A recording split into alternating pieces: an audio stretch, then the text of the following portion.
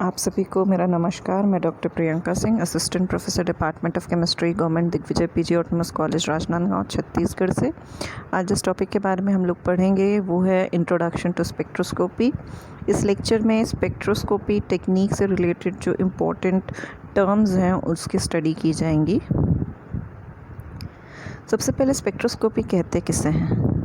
Spectroscopy वो technique है जिसके थ्रू हम किसी केमिकल स्पीशीज़, चाहे वो एटम हो, मॉलिक्यूल हो, उसमें जब इलेक्ट्रोमैग्नेटिक रेडिएशन यानी विद्युत चुम्बकीय तरंग के फोटॉन्स या एनर्जी के साथ जब इंटरेक्शन किया होता है तो किस प्रकार के ट्रांजिशंस पाए जाते हैं, तो इसकी स्टडी स्पेक्ट्रोस्कोपी टेक्निक के थ्रू की जाती है।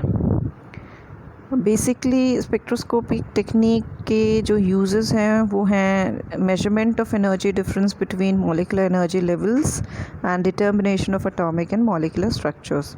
यानी जो एनर्जी लेवल्स पाए जाते हैं केमिकल स्पीशीज़ में, उनके बीच का जो ऊर्जा का अंतर, एनर्जी डिफरेंस है, हम उसे नाप सकते हैं, मेजर कर सकते हैं। और दूसरा यूज़ है कि एटॉमिक और मॉलिक्यूलर स्ट्रक्चर्स को स्टडी किया जा सकता है। एक टर्म है स्पेक्ट्रम, जो कि स्पेक्ट्रोस्कोपी में कॉमनली यूज़ होता है। स्पेक्ट्रम क्या है? वो बेसिकली एक ग्राफ है या प्लॉट है जिसमें हम एब्जॉर्बेंस या ट्रांसमिटेंस को प्लॉट करते हैं वेव लेंथ या वेव नंबर के थ्रू के अगेंस्ट। अब्जॉर्बेंस या ट्रांसमिटेंस क्या है? जब लाइट रेडिएशन को किसी केमिकल स्पीशीज़ या सोल्यूशन के थ्रू जब आप पास करते हैं तब लाइट का कुछ हिस्सा अब्जॉर्ब हो जाता है और कुछ हिस्सा एज इट इज़ ट्रांसफ़र हो जाता है। तो जो अब्जॉर्ब्ड हिस्सा और ट्रांसफर्ड हिस्सा है उसको रिप्रेजेंट करने के लिए टर्म यूज़ होता है अब्जॉर्बेंस और ट्रांसमिटेंस।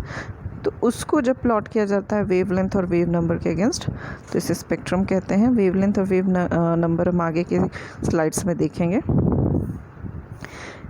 विद्युत चुम्बकीय तरंग, electromagnetic radiation. Electromagnetic radiations electromagnetic origin के वेव्स होते हैं, विद्युत चुम्बकीय तरंग होते हैं जो कि स्पेस में ट्रैवल करते हैं और इनके पास इलेक्ट्रोमैग्नेटिक एनर्जी होती है। इस डायग्राम में आप देख सकते हैं कि वेव्स, दो प्रकार के वेव्स दिखाए गए हैं इस डायग्राम में, रेड कलर के और ब्लू कलर के। ये दोनों वेव्स एक दूसरे के परपेंडिकुलर हैं। तो यहाँ पर जो ब्लू कलर का वेव दिखाया जा रहा है वो इलेक्ट्रोमैग्नेटिक रेडिएशन का इलेक्ट्रिक पार्ट है, और जो रेड कलर का वेव दिख रहा है वो मैग्नेटिक वेक्टर है।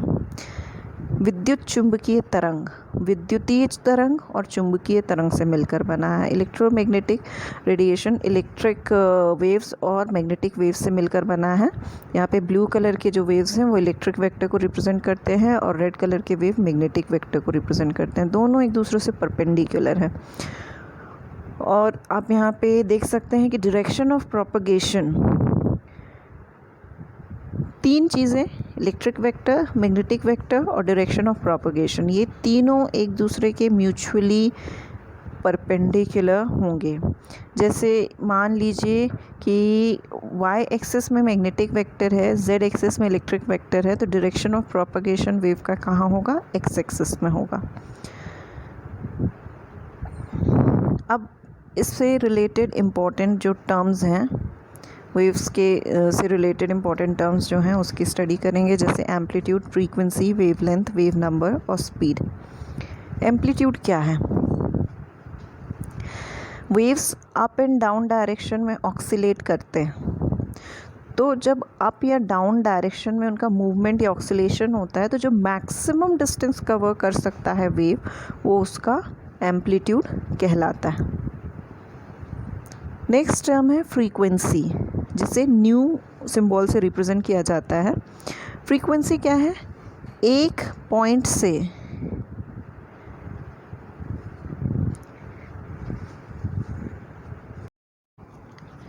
नेक्स्ट टर्म है वेवलेंथ, लैम्डा, तरंग दैर्घ्य। किसी भी वेव के दो एडजेसेंट पीक्स या दो एडजेसेंट क्रॉस के बीच के डिस्टेंस को वेवलेंथ से रिप्रेजेंट किया जाता है। जैसा आप डायग्राम में क्लियरली देख सकते हैं कि ब्लू कलर का जो इलेक्ट्रिक वेक्टर है उसके दो पीक्स के बीच के डिस्टेंस को वेवलेंथ से डिनोट किया गया है। क्योंकि ये लेंथ को रिप्रेजेंट करता है इसलिए इसके यूनिट है angstrom, nanometre, metre, millimetres, micrometres भी यूज़ किए जा सकते हैं, बट जनरली यूज्ड यूनिट होते हैं एंगस्ट्रॉम और नैनोमीटर। नेक्स्ट टर्म है फ्रीक्वेंसी, न्यू, आवृत्ति। किसी एक पॉइंट से 1 सेकेंड के समय अंतराल में कितने वेवलेंथ यूनिट्स पास हो सकते हैं उसे कहा जाता है फ्रीक्वेंसी। फ्रीक्वेंसी का यूनिट होता है साइकिल्स पर सेकेंड या हर्ट्ज या फ्रेंसेल।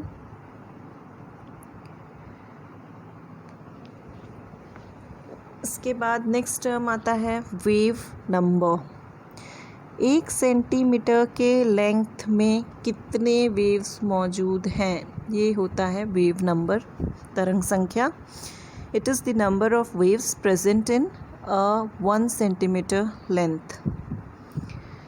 वेव नंबर का यूनिट होता है सेंटीमीटर इनवर्स। फिर नेक्स्ट टर्म आता है स्पीड या वेलोसिटी।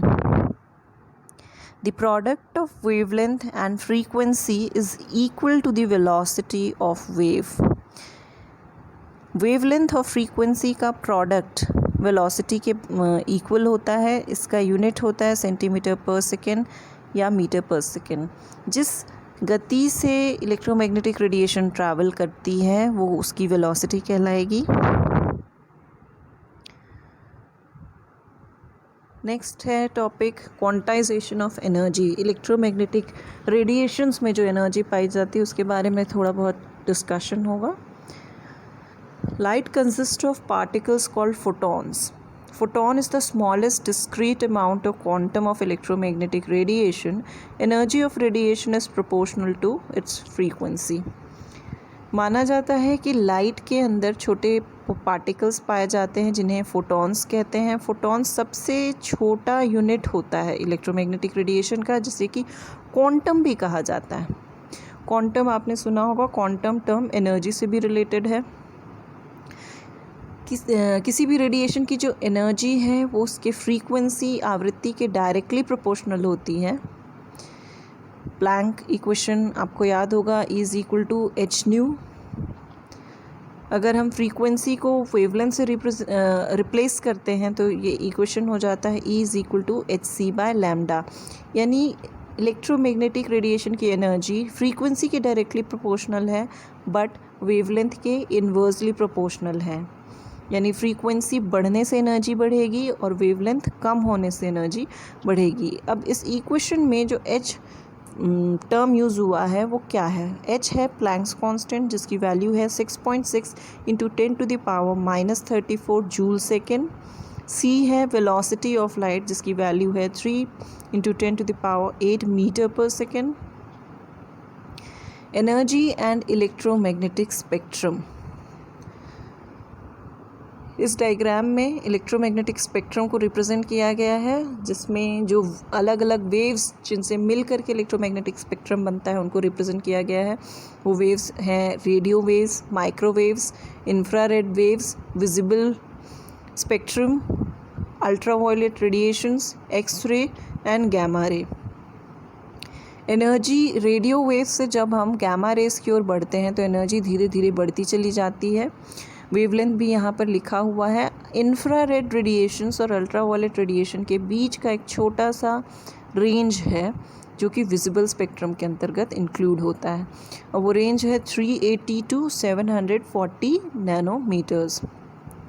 इस डायग्राम में आप देख सकते हैं अच्छा, आपने विबग्योर सुना होगा, विजिबल स्पेक्ट्रम। विबग्योर जब किसी वाइट लाइट को प्रिज्म से पास करते हैं तो आपको 7 रंग मिलते हैं जिसे विबग्योर कहते हैं। Violet, indigo, blue, green, yellow, orange और रेड। इस डायग्राम में आपको क्लियरली सारे रंग दिखाई दे रहे होंगे। तो जो विजिबल स्पेक्ट्रम है उसका वेवलेंथ वेरी करता है 380 to 740 नैनोमीटर्स के बीच में।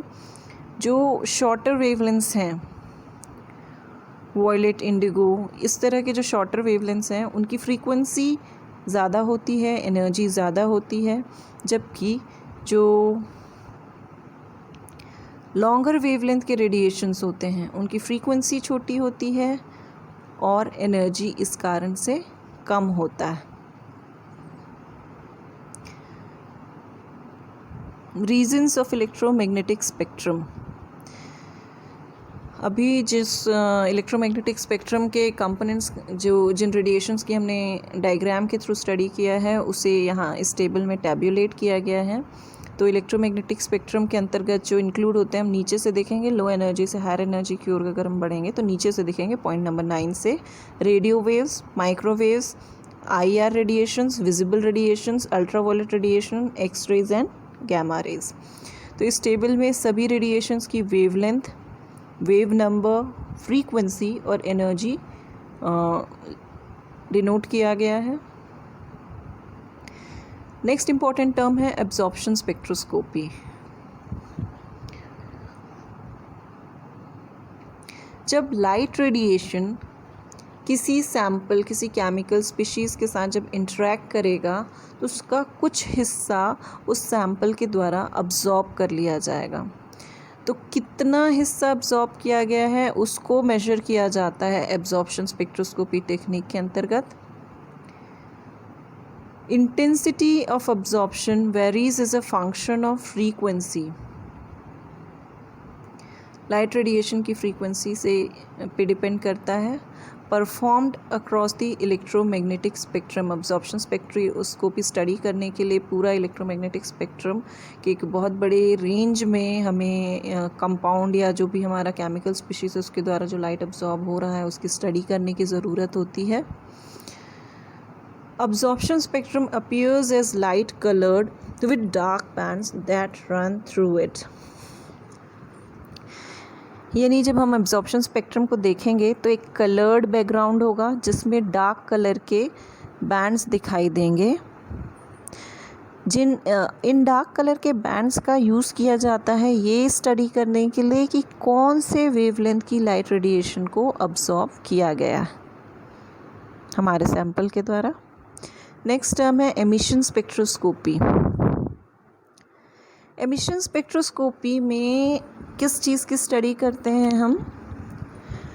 ट्रांजिशन ऑफ एन एटम और molecule from higher energy state to a lower one due to emission of frequencies और वेवलेंथ्स ऑफ इलेक्ट्रोमैग्नेटिक रेडिएशन। यानी जब कोई chemical species higher energy state से लोअर एनर्जी स्टेट में transition show करता है, jump करता है, तो ऑब्वियसली उसकी एनर्जी कम होगी। एनर्जी कम करने के लिए वो लाइट रेडिएशंस को एमिट करेगा, फ्रीक्वेंसीज़ को एमिट करेगा। उस एमिटेड फ्रीक्वेंसी का हम स्पेक्ट्रम ऑब्टेन करते हैं एमिशन स्पेक्ट्रोस्कोपी में। तो यहाँ एक इम्पॉर्टेंट पॉइंट है कि हायर एनर्जी से केमिकल स्पीशीज़ लोअर एनर्जी में आ रही है, मतलब सबसे पहले तो उसे लोअर एनर्जी से हायर एनर्जी में भेजना होगा, यानी एनर्जी एब्जॉर्ब करके हायर एनर्जी स्टेट में या एक्साइटेड स्टेट में जाएगा। और क्योंकि हायर एनर्जी स्टेट में कोई भी स्पीशीज़ ज़्यादा समय तक नहीं रहती है तो वो अपनी एनर्जी को एमिट करते हुए फिर से लोअर एनर्जी स्टेट में वापस आएगा। इस दौरान जो फ्रीक्वेंसी एमिट होगी उसको रिकॉर्ड किया जाएगा। हर एक एलिमेंट का अपना एक यूनिक स्पेक्ट्रा होता है जिसके बेस पे एलिमेंट्स को आइडेंटिफाई किया जा सकता है। किसी भी अननोन कंपोजिशन का आप मटेरियल ले लीजिए, उसमें कौन कौन से एलिमेंट्स प्रेजेंट हैं इसका आइडेंटिफिकेशन किया जा सकता है एमिशन स्पेक्ट्रोस्कोपी के थ्रू। क्योंकि सभी element, each element has a unique emission spectrum. सभी एलिमेंट के पास एक यूनिक एमिशन स्पेक्ट्रम होता है। इसका इस्तेमाल एमिशन स्पेक्ट्रोस्कोपी का यूज़ किया जाता है केमिकल एनालिसिस ऑफ सब्सटेंसेस के लिए। Emission spectrum is dark colored having light bands running through it.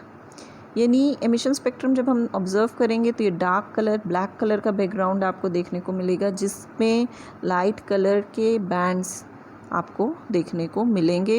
इसे हम नेक्स्ट स्लाइड में डायग्राम के थ्रू समझने की कोशिश करेंगे। जब वाइट लाइट को प्रिज्म के थ्रू पास किया जाता है तो 7 कलर्स में डिवाइड हो जाती है, सभी को पता होगा। कंटीन्यूअस स्पेक्ट्रम इसे कहते हैं। VIBGYOR, violet, indigo, blue, green, yellow, orange, red, ये सारे कलर्स आपको देखने को मिलेंगे। लेकिन इस सेकंड डायग्राम में आप देखिए कि जब वाइट लाइट एमिट हो रही है बल्ब के द्वारा और उसके पाथ में कोल्ड गैस रखा हुआ है, कुछ सब्सटेंस है जो कि उस लाइट को अब्जॉर्ब कर सकता है, फिर अब्जॉर्प्शन के बाद जब लाइट को ग्रेटिंग या प्रिज्म के थ्रू पास करते हैं और उसका स्पेक्ट्रम ऑब्टेन करते हैं, तो कंटिन्यूस स्पेक्ट्रम से यहाँ आपको डिफरेंस क्लियरली दिखाई दे रहा होगा। कलर्ड बैकग्राउंड है, उसमें कुछ डार्क कलर ब्लैक कलर के बैंड्स या लाइंस आपको दिखाई दे रही हैं। ये लाइंस क्या है? ये लाइंस वो फ्रीक्वेंसीज़ या वेवलेंथ हैं जो कि हमारे सब्सटेंस या सैंपल ने अब्जॉर्ब कर लिया है। जो हमारा सैंपल था नीचे वाले डायग्राम में आप देख सकते हैं, E1 स्टेट में हमारा सैंपल था, लो एनर्जी लेवल में था, लाइट रेडिएशन hν को उसने अब्जॉर्ब किया और higher energy level excited state E2 तक पहुंच गया। इसकी स्टडी की जाती है एब्जॉर्प्शन स्पेक्ट्रोस्कोपी के थ्रू। थर्ड डायग्राम में आप देख सकते हैं कि हॉट गैस का इस्तेमाल किया गया है एमिशन स्पेक्ट्रोस्कोपी में। जैसा कि मैंने पहले भी आप लोगों को बताया है कि एमिशन स्पेक्ट्रोस्कोपी में जो भी आपका मॉलिक्यूल है या जो केमिकल स्पीशीज़ है उसको हायर एनर्जी स्टेट में रहना ज़रूरी है, इसलिए यहाँ पे हॉट गैस का यूज़ किया गया है जो कि हायर एनर्जी स्टेट में है। जब उनके थ्रू लोअर एनर्जी स्टेट में आने के लिए, स्टेबल होने के लिए, जब वो लाइट रेडिएशंस को एमिट करते हैं, उस एमिटेड लाइट रेडिएशन को जब आप ग्रेटिंग या प्रिज्म के थ्रू पास करते हैं, आप देख सकते हैं यहाँ पर जो एमिशन स्पेक्ट्रोस्कोपी के थ्रू जो एमिशन स्पेक्ट्रा मिला है उस कंपाउंड का, वो उसका बैकग्राउंड ब्लैक कलर का है जिसमें कलर्ड लाइंस, आपको कलर्ड बैंड देखने को मिल रहा है। इसे कहते हैं एमिशन लाइन स्पेक्ट्रम। नीचे सेकंड वाले डायग्राम में आप क्लियरली देख सकते हैं कि जो मॉलिक्यूल था E2 एनर्जी लेवल यानी हायर एनर्जी लेवल पे था और उसने hν लाइट रेडिएशन को एमिट किया और E1 लोअर एनर्जी लेवल में पहुंच गया। नेक्स्ट टर्म है लाइन स्पेक्ट्रम। लाइन स्पेक्ट्रम और बैंड स्पेक्ट्रम के बारे में भी हम स्टडी करेंगे। Line spectrum produced by interaction of the quantum system with a single photon, few wavelengths are present. Emission spectra of element is a line spectra.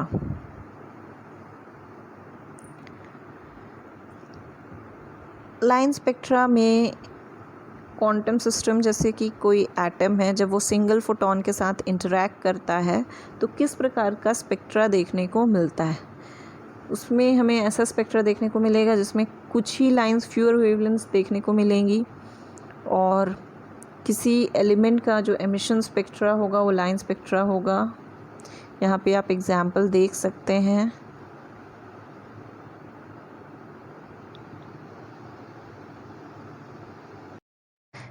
इस diagram में hydrogen, helium और neon जैसे एलिमेंट्स का emission spectra show किया गया है।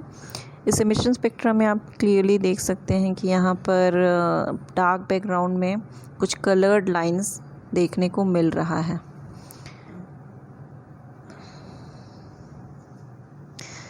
Line spectra को atomic spectra भी कहा जाता है क्योंकि ये जनरली एटम्स के द्वारा दिया जाता है। It originates from atoms, therefore it is also known as atomic spectra. Now comes band spectrum. Band spectrum is produced by molecules, group of closely spaced lines, band of unequal intensity.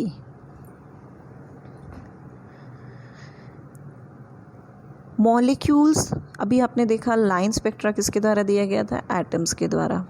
तो molecules के द्वारा किस प्रकार का spectrum दिया जाता है? इसका आंसर है बैंड स्पेक्ट्रम।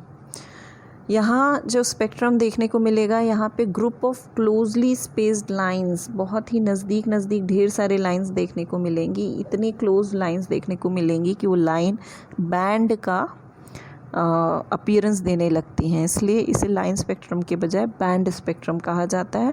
जो बैंड स्पेक्ट्रम होता है वो अनइक्वल इंटेंसिटी का होता है। एक साइड इसकी इंटेंसिटी बढ़ती चली जाएगी और दूसरे साइड इसकी इंटेंसिटी घटती चली जाएगी। इस डायग्राम में आप देख सकते हैं ये बैंड स्पेक्ट्रम है आइसोप्रीन नाम के कंपाउंड का। ये इसकी जो इंटेंसिटी है स्पेक्ट्रा की वो एक वेवलेंथ तक मैक्सिमा लैम्डा मैक्स तक पहुंचने, लैम्डा मैक्स जो कि यहाँ पे आप देख सकते हैं 222 नैनोमीटर है, तो 222 नैनोमीटर तक पहुंचने से पहले अब्जॉर्बेंस धीरे धीरे बढ़ता चला जाता है और उसके बाद अब्जॉर्बेंस कम होने लगता है। तो यहाँ जो बैंड मिला है वो लैम्डा मैक्स पहुंचने से पहले उसकी इंटेंसिटी बढ़ती चली जाती है और लैम्डा मैक्स के बाद उसकी इंटेंसिटी घटने लगती है। ऑफ एन आइसोलेटेड मॉलिक्यूल, किसी भी आइसोलेटेड मॉलिक्यूल में बहुत से टाइप के एनर्जीज़ पाई जाती हैं, लेकिन यहाँ हम लोग मेजर 3 टाइप के एनर्जीज़ की बात करेंगे: रोटेशनल एनर्जी, वाइब्रेशनल एनर्जी और electronic energy. Rotational energy is due to the bodily rotation of molecule about an axis. जब कोई मॉलिक्यूल किसी एक्सिस पे रोटेट करता है तो जो एनर्जी उसमें लगती है या उसे रोटेशनल एनर्जी कहा जाता है। Vibrational energy is due to the periodic displacement of atoms from the equilibrium position. किसी मॉलिक्यूल के एटम्स के वाइब्रेट होने की वजह से जो एनर्जी होती है उसे कहते हैं वाइब्रेशनल एनर्जी। इक्विलिब्रियम पोजीशन से to and fro motion show करता है कोई भी एटम, ये वाइब्रेशन कहलाता है। इसमें एसोसिएटेड एनर्जी जो है वो वाइब्रेशनल एनर्जी कहलाती है। Electronic energy is due to the transition of electron from lower to higher energy level due to interaction with photons. जब लाइट रेडिएशन किसी मॉलिक्यूल के साथ इंटरैक्ट करता है तो उसके इलेक्ट्रॉन्स लोअर एनर्जी लेवल से हायर एनर्जी लेवल में ट्रांजिशन शो करते हैं, जिसमें जो एनर्जी इन्वॉल्व होती है उसे कहते हैं electronic energy. Energy level diagram showing various molecular energies. अभी जिस 3 एनर्जीज़ की रोटेशनल, वाइब्रेशनल और इलेक्ट्रॉनिक एनर्जीज़ की बात की है हमने, उसे एनर्जी लेवल डायग्राम में देखेंगे। इस डायग्राम में आप देख सकते हैं कि 3 लेवल एनर्जी के अलग से दिखाई दे रहे हैं। ये इलेक्ट्रॉनिक एनर्जी लेवल्स हैं और यहाँ एरो, ऑरेंज कलर के एरो के थ्रू डिनोट किया गया है कि ये रोटेशनल एनर्जी लेवल है। पर्पल कलर का एरो दिखा रहा है vibrational energy level.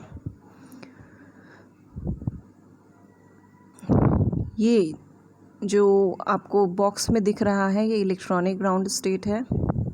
Second box first excited electronic state को डिनोट करता है और ये third box second excited electronic state को डिनोट करता है। तो यहाँ आप देख सकते हैं सबसे कम एनर्जी होती है रोटेशनल एनर्जी लेवल की, उसके बाद आता है वाइब्रेशनल एनर्जी लेवल और सबसे ज़्यादा एनर्जी होती है इलेक्ट्रॉनिक लेवल की।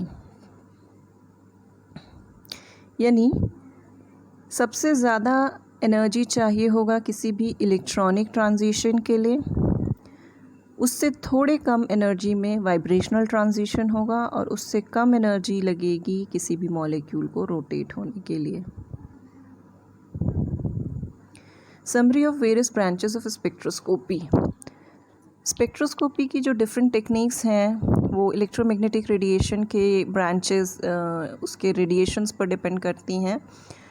तो हमने देखा, आपको पहले भी देख चुके हैं आप लोग कि इलेक्ट्रोमैग्नेटिक रेडिएशन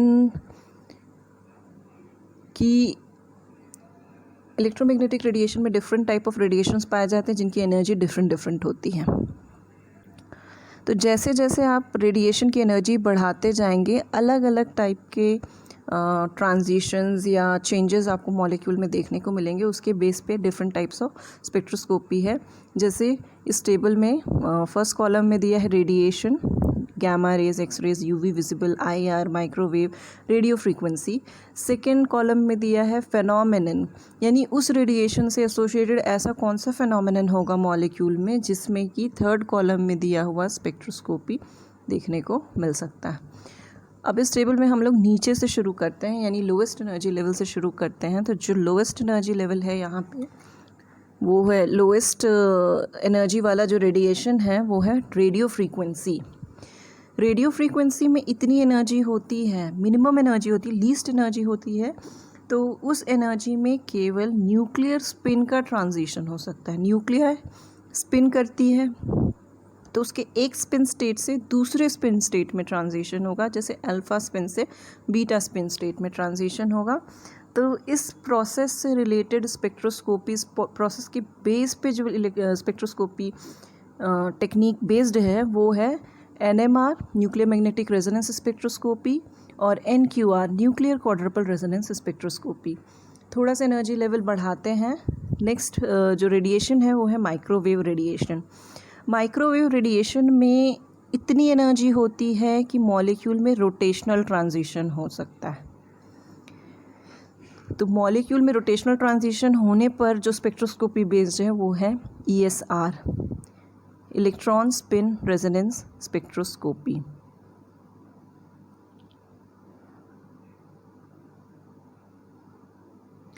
नेक्स्ट है IR रेडिएशन। IR रेडिएशन के बेस पे IR रेडिएशंस में एनर्जी माइक्रोवेव से ज़्यादा होती है, तो यहाँ पर रोटेशनल ट्रांजिशन के साथ साथ वाइब्रेशनल ट्रांजिशन भी हो सकता है। आपने पिछले डायग्राम में देखा था कि रोटेशनल एनर्जी कम होती है, उसके बाद आता है वाइब्रेशनल एनर्जी। तो यहाँ IR रेडिएशन में रोटेशनल ट्रांजिशन के साथ साथ वाइब्रेशनल ट्रांजिशन हो सकता है। तो इस पर बेस्ड जो स्पेक्ट्रोस्कोपी है वो है IR स्पेक्ट्रोस्कोपी, या आप उसे रोटेशनल वाइब्रेशनल स्पेक्ट्रोस्कोपी भी कह सकते हैं। नेक्स्ट आता है UV इनविजिबल। UV विजिबल की एनर्जी IR रेडिएशन से भी ज़्यादा होती है, यानी रोटेशन ट्रांजिशन तो होगा ही उसमें, साथ ही साथ वाइब्रेशनल ट्रांजिशन भी होगा, बट उसकी एनर्जी किसी भी मॉलिक्यूल में इलेक्ट्रॉनिक ट्रांजिशंस करने के लिए पर्याप्त होती है। तो जो वैलेंस इलेक्ट्रॉन्स हैं वो लोअर एनर्जी लेवल से हायर एनर्जी लेवल में ट्रांजिशन शो करेंगे।